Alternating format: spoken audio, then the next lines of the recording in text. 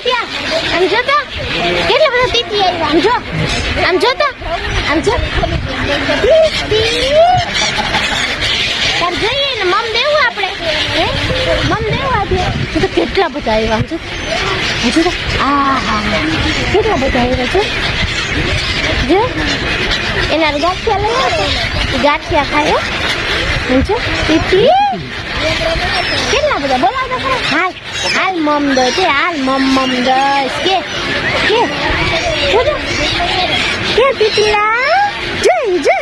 પકડ આધ્યાન લઈ જા આધ્યાન તાર જોઈ આ